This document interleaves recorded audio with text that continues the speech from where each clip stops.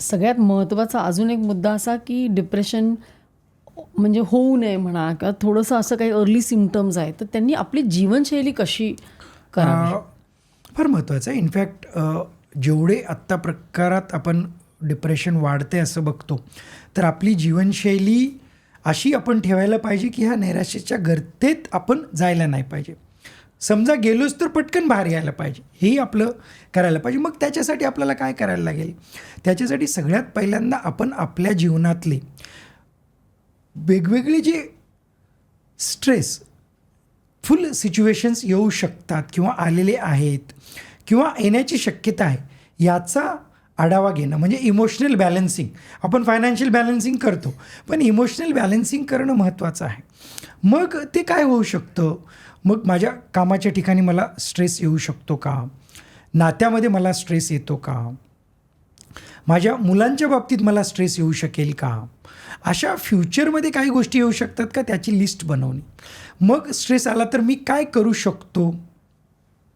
कुणाची मदत घेऊ शकतो? ह्याच्यातून मार्ग काय काढू शकतो? ह्याचे अल्टरनेटिव्ह जनरेट करणं महत्त्वाचं आहे. हा एक स्वमंथनाचा पार्ट झाला. दुसरा पार्ट झाला की माझी लाईफस्टाईल मी कशी करू शकतो, ते इम्पॉर्टंट आहे. म्हणजे बघा, आपल्याला डिप्रेशन कुणामध्ये कमी दिसतंय? की ज्यांची झोप व्यवस्थित आहे, ज्यांचं डाएट व्यवस्थित आहे. ओके. आता बरीच लोकं म्हणजे हल्ली आपण बघतो की झोपेवर खूप कॉम्प्रोमाइज करतात. अजिबात करायला नाही पाहिजे. आपल्याला जे 6 तास 7 तास किंवा 8 तास जी झोप लागते ते घेणं फार महत्त्वाचं आहे. ओके. म्हणजे जेव्हा पेशंटलाही आम्ही ट्रीटमेंट करतो, जो अर्ली झोपतो आणि सकाळी अर्ली उठतो, त्यांचं प्रोग्नोसिस उलटं चांगलं आहे. ते पटकन बाहेर येतात डिप्रेशनमुळे. ज्यांची लाईफस्टाईल लेट झोपणं आहे, लेट उठणं आहे, ते गडबडू शकतात. म्हणून झोप आणि जेवण ह्यांच्याकडे लक्ष देणं महत्त्वाचं आहे. तिसरं, एक्झरसाईज. म्हणजे आपण खूप धावपळीच्या जीवनात जगतो. At least 15 to 20 minutes brisk walking, running, cycling ह्या गोष्टी आपण सकाळ संध्याकाळ कधीही करा. हे करायलाच पाहिजे. फोर्थ इम्पॉर्टंट चेंज, आपली लाईफस्टाईल अशी बनते की ज्याच्यामध्ये सहजतेने व्यसनाकडे आपण वळतो. मग ते खूप जास्त होतं आहे का? डेट्रिमेंटल होतं आहे का? ते नाही करायला पाहिजे. आणि अजून महत्त्वाची गोष्ट आहे की आपण काम करतो आणि त्याच्याबरोबर आपण काही वेळ देऊन आपला विरंगुळा किंवा छंद जोपासतो का? हे महत्त्वाचं आहे. बघा, ह्या एनर्जी गिविंग ॲक्टिव्हिटीज आहेत. म्हणजे मी माझं छंद केलं, मला खूप प्रसन्न वाटते. म्हणजे माझ्या आतापर्यंत आपण सगळे हॉर्मोन्स विचार करत होतो जे डिप्रेशनवाले आहेत, पण काही गोष्टी अशा केल्यामुळे माझ्या ब्रेनमध्ये प्रसन्नतेचे हॉर्मोन्स निर्माण होतात का? त्यात छंद जोपासणं अगदी प्रसन्नतेचे हॉर्मोन्स करतात. एक्झरसाईजमुळेही तसेच होतात.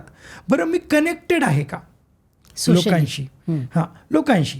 म्हणजे तसे माझे 50 मित्र आहेत, पण whether I am connected, that is important. म्हणजे की मी जेव्हा सोशलाईज करतो, 1-2 व्यक्ती आहेत, 4 व्यक्ती आहेत, ज्यांच्याशी मी जातो, बोलतोय, गप्पा मारतो. विषय काही ठरलेला नसतो, पण it has given me a good relief आणि मजा आली. म्हणजे आम्ही दोघं मित्र बसलो आहेत आणि गप्पा मारतोय. गप्पा आमच्या काय होत्या?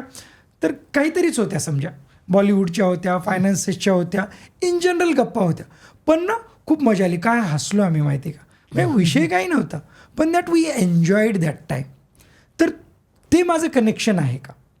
आणि तसा मी वेळ घालवतो का? हे गरजेचं आहे. कारण बऱ्याच वेळेस असं होतं की सगळं रुटीन चाललेलं आहे, सगळं मग प्रॉडक्टिव्हिटी असं चाललेलं आहे. म्हणून ते एक बघायचं आहे. आणि तिसरं नाही, म्हणजे अजून एक इम्पॉर्टंट अशी गोष्ट आहे की आपण नातेसंबंध टिकवतो का? मग ते मित्रमैत्रीचे झाले, आपल्या फॅमिलीमधले झाले, आपल्या मुलांबरोबर झालं, आईवडिलांबरोबर झालं, आपल्या जवळच्या लोकांबरोबर झालं, त्यांच्याशी आपण गप्पा मारतो का? खूप नसतं त्याच्यात. म्हणजे बऱ्याच वेळेस सगळ्यांच्या खूप आशा अपेक्षा नसतात. तो 10 मिनटाचा बॉन्ड जाऊन, समजा मी संध्याकाळी गेलो, मुलांबरोबर बसलं, काहीतरी मस्ती केली, it is just 10 minutes. That kid enjoyed, I enjoyed, fine. माझ्या आईवडिलांबरोबर बसलो, जस्ट गप्पा मारल्या, काय आहेत, त्यांनाही ते खूप बरं वाटलं, मलाही ते खूप बरं वाटलं, की असं काहीतरी झालं जे माझ्या काही मेमरीज बनवतात. ते महत्त्वाचं आहे. म्हणजे अगदी मेमरीज बनवण्यासाठी तुम्ही एक्सपेन्सिव्ह ठिकाणी फिरायलाच जा असं नाही आहे. म्हणजे एक 5 मिनटाची कुठेतरी गप्पासुद्धा तुम्हाला काही मेमरीज बनवू शकतात. So that is important. ह्या गोष्टी तुम्ही करताय का? जर ह्या सगळ्या करत असाल तर तुम्ही नक्कीच डिप्रेशनपासून लांब राहू शकता.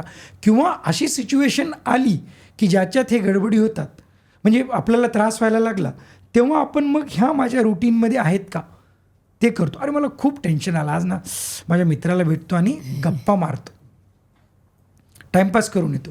किंवा काही काही लोक असं खूप स्ट्रेस आला ना, मला ड्रायव्हिंग खूप आवडतं, मस्तपैकी एक तास लॉंग ड्राईव्हला जाऊन येतो आणि मला खूप बरं वाटलं. मी म्युझिक ऐकतो, मला खूप बरं वाटलं.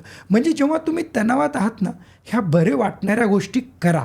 सतत त्या तणावात राहू नका, त्याच्यातून बाहेर या आणि ह्या करा. म्हणजे ना त्याची इंटेन्सिटी वाढणार नाही आणि तुम्ही डिप्रेशनमध्ये जाणार नाही. ह्या आपण गोष्टी करायला पाहिजे. तर डॉक्टर, तुम्ही इकडे आलात आणि इतकं सुंदर सांगितलं. म्हणजे डिप्रेशन हा आजार आहे, तो टाळता येतो आणि बराचसुद्धा होऊ शकतो. तो एखादा नॉर्मल शारीरिक आजार होतो, तसं हा एक आजार आहे, याबद्दल सांगितलं. मला असं वाटतं की लोकांमध्ये जागृती होणं एक डायग्नोसिससाठी पण आणि उपचारांसाठी पण ते फार महत्त्वाचं आहे. आणि तुम्ही सर्व काहीच्या प्रेक्षकांना येऊन एवढी सुंदर माहिती दिली, त्याबद्दल खूप खूप धन्यवाद.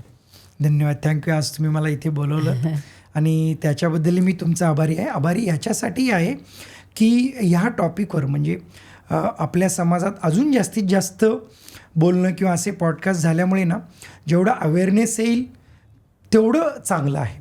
म्हणून थँक्यू सो मच. थँक्यू. ही क्लिप शेवटपर्यंत बघितल्याबद्दल खूप खूप धन्यवाद. संपूर्ण एपिसोड बघण्यासाठी खाली दिलेल्या लिंकवर क्लिक करा आणि सर्व काही चॅनलला सबस्क्राईब करायला विसरू नका.